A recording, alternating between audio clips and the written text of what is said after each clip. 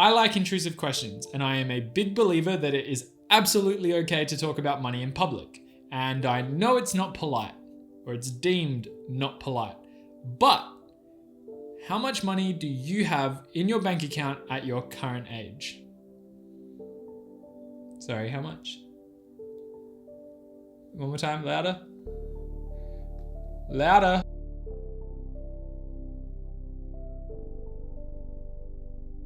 Welcome back to my channel. My name is Reece, and in today's video, I'm going to be talking about what your net worth should be at your current age, roughly what you should have saved, and if you're someone younger that's watching, what you should realistically be looking to achieve as you approach the later years in your life. I truly believe talking about these topics can give you a better understanding of what you should be doing with your money and how important it is to ask people who basically are good at earning it how they do it, why they're doing it, what they're doing to earn that money, to give you perspective on how you can be better with your money. I find it incredibly useful. I have done this pretty much my whole life. It's such an intrusive thing, but if you ask in the right way, you ask the right questions, generally people will be willing to help you and give you some guidance, which you can then take the information you're pulling from them and put it into your own system, which then can let you basically be better with your finances in the long term. Now, before I actually get into specific numbers, I just want to mention that this is completely subjective. The numbers that I'm about to talk about are based from Australia, but realistically they can be applied anywhere in the world, and I'm sure you could realistically flesh them out to be applicable to where you are. I know that not all my viewers are from Australia, so just keep that in mind. On top of that, again, the number doesn't represent anything in the long term. It's more about where your mindset should be and the scale at which these numbers grow as you approach the later years in your life. Just off the top of my head, factors that would definitely skew these numbers would be things like the amount of kids you have, the industry you work in, your current living situation, whether or not you can live at home or you're renting. Ultimately, just keep that in mind as I go through this fun little exercise and pay attention to the things that are going to give you some insight and knowledge about what you should be expecting, not necessarily the actual numbers. But I'm curious myself to see specifically what people have put together throughout the years in articles and videos, and I've compiled numbers here, and let's see if you can relate to any of them. So before we even start chucking out numbers, we need to work out where you're at so you can compare yourself to those numbers. So what we're going to do is work out your net worth. This, in simple terms, is taking away your liabilities from your assets. Simple as that. So firstly, we're going to add up all of your assets and basically put that into a dollar value. So let's start with things like your superannuation, any investments you have, any physical items that are worth money. This may be things like your car, or if you have camera gear, or if you have Pokemon cards that are worth a fortune. Add that up based on their rough value of today. And then on top of that, any cash you have, whether it be in a savings bank account or stashed under the bed if you're old school. Next, let's figure out what your liabilities are. So this is anything that really is debt or stuff that you owe. This could be credit card debt, this could be personal loans, medical bills, your mortgage, it could be car loans, anything essentially where you have taken out a loan or there's no other word for it, loan, basically add it all up, and that's going to be your liabilities. Then what you do is you literally take your assets and you subtract your liabilities, and whatever number you're left with, ba-boom. I don't know if I'll edit something in here, I might just look like an idiot. That is what your net worth roughly is. Just for reference, that number might be negative, and that is okay, especially if you're young, it's probably expected. And just for another reference, my current net worth, based on my own calculations, is roughly $386,000. And I was conservative with that number. I don't know if it's useful, but I'm 26 years old. That's what my net worth is. I'm going to compare myself to what I'm about to go through as well. So now I have my net worth and you have your net worth. Let's see where we sit on this comparison line. Let's see where we compare to what the internet has spat out for us. By 20 years old, the expectation is that you should be sitting at about $15,000, which in my opinion is higher than what I would have expected. Generally, this, in my opinion, again, would probably be cash, cold hard cash, sitting in a bank account that someone's earned from a part-time or casual job. in Australia anyway. At this age, you should be focusing on building good savings and spending habits. I would recommend doing something like starting to build an emergency fund. This will be useful later in life, and it's something that you can get in the consistent habit of putting in a specific amount of money into that bank account every single time you're paid for the long term. And the outcome will be you basically having a large pool of cash that you can fall back on in the case of an emergency. So at that age, it's one of the things you definitely can start doing, and I highly encourage you to do that. At this age as well is where I would start investing. I, as someone who didn't start investing until only a couple of years ago, kind of kicked myself for not doing it earlier. The benefits of doing this, the earlier you get into the game, statistically, it's going to benefit you in the long term. Just like I say, based on statistics, look up historical data of how the share market has performed over the course of 30 years and look at people who invested at that very beginning.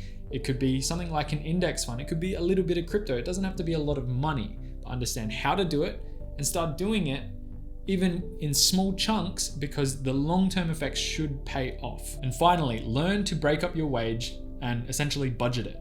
This skill will be invaluable in the later years of your life, and starting early and learning this skill now, I can't stress enough how valuable it will be. So now let's jump a whole decade and hit the age of 30. At 30 years old, you are expected to be sitting around about the $100,000 mark for your net worth. And this sits right with me.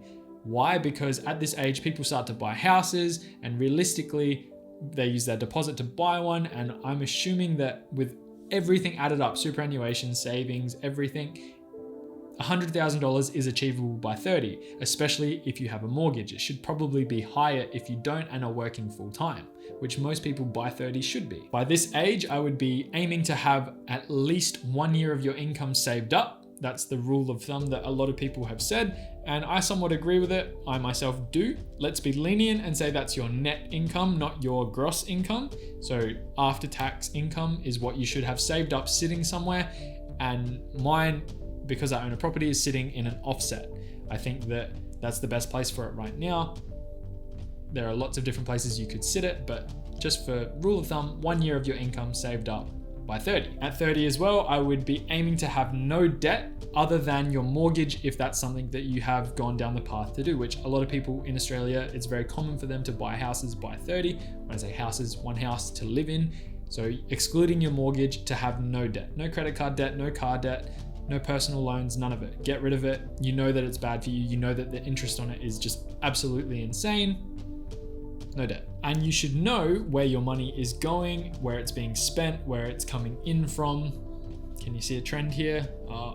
Wow, amazing word. Budgeting. You should definitely be on top of a budget by now. You should understand basically where every dollar is going, and you should feel pretty comfortable managing your money every time your pay comes in. By the way, if you've made it this far into the video, thank you so much for sticking around. I really do appreciate it. While you're here, if you could tap that subscribe button, which I don't know why I'm pointing up here, I know it's somewhere down here, that would be fantastic. By age 40, you should be looking at having a net worth roughly at about $300,000. Now, I would say that this value should be a little bit higher, if not double, if you're doing it with a partner.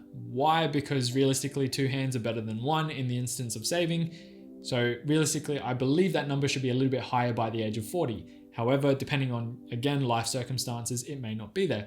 Just as an indicator, that's what they're suggesting it should roughly be. At this age as well, you really want to start thinking about your retirement. So you're talking like your superannuation contributions, you want to start topping them up to $25,000, which is the maximum you can in Australia. In America, your 401k is the equivalent. What am I saying this for? Realistically, let's say your employer pays you $10,000 a year into super, which is a good amount of super each year. You want to be maximizing that by claiming the tax offset by salary sacrificing. I have left a link in the description below to the video I've made on the topic.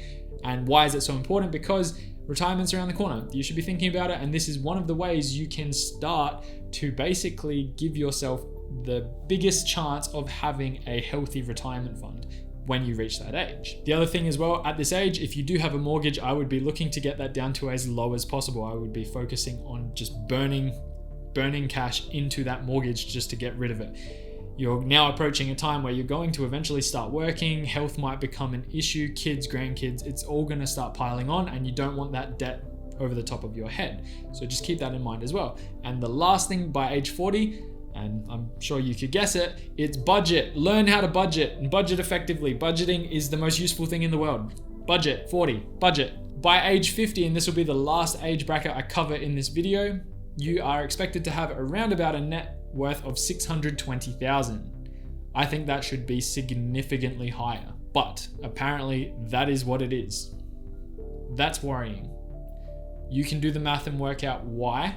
If you're going to retire and you have $500,000 to live off of for the next 20 years of your life, especially if you're doing it with a partner. By this point in life, I would be maxing my super contribution, same with the 401k, every single year until retirement. No matter what, whatever your employer pays you, top that up to $25,000. In Australia, that's what it is for super. I mentioned it before. There are tax benefits, do it. Can't stress it enough. If you have the opportunity to do it, do it. The main objective, again, would be to have my mortgage completely gone by 50. If it's possible, find a way, work towards it. Do not have a mortgage after 50. It's extra stress that you don't want on your shoulders. I know it's not as simple as saying no mortgage. However, make it a priority, make it a goal, make it an objective, and achieve it. Now, with all of these years of practicing budgeting, you can actually start to think about how you're going to budget your retirement. As you move towards those later years in your life, you're going to need to live off of money that is, in Australia anyway, your superannuation. The pension is not going to be around forever. That's my opinion. I'm 26 right now. I have a long way to go before I get to the point where I get to find out if I do or don't get a pension. Superannuation is there and designed for you to live off slowly until the day you die. Your budgeting skills that you've practiced since you were 26, 20, 36, it doesn't matter. That is the skill you need to now move into the later years of your life and basically manage your money wisely until the day you die. And this is where it shouldn't be stressful because you know how to do it, you know what you're expecting to spend each year, and the general life that you're going to live, you can tell what that's going to be. And that's how budgeting helps you in the future. I just gave you a whole generation worth of advice just by saying budget and learn how to do it effectively. In your 50s as well, these years should give you the chance to map out your retirement. It should give you the ability to do it in a non-stressful environment, and then when you do eventually reach retirement, you get to live out the rest of your days and hopefully have a healthy and long-lasting retirement. So with those age brackets being covered, the key takeaways are calculate your net worth by taking away your liabilities from your assets. That's your net worth. Run your own race. The numbers that I've said in this video don't mean shit. They won't mean shit in 10 years because inflation and people's life scenarios. Just understand that you need to be aware of roughly where you should be sitting. And now that you have an indicator, number 3 would be to basically put yourself into these situations and go, holy crap, I'm well below that number. I need to start cutting my spending and increase my income, increase my savings. I need to find a way to do better because you will regret it in the future if you don't get there. My opinion, I don't know if it's true, but I've seen people in all different types of scenarios. I'm now old enough that I've had these experiences myself. It's worth putting effort into, in my opinion. You won't regret doing it in the long term. So start thinking about it now. And ultimately, realistically, basically, put some effort into managing your money and learning financial literacy. It will help you in the long term. Overall, I hope you enjoyed today's video. I hope that it was insightful and I hope you got something out of it. If you did, don't forget to like and subscribe. Yeah, I'm not even asking you anymore. Don't forget, hit that button or both of them, please. And I will see you in the next one.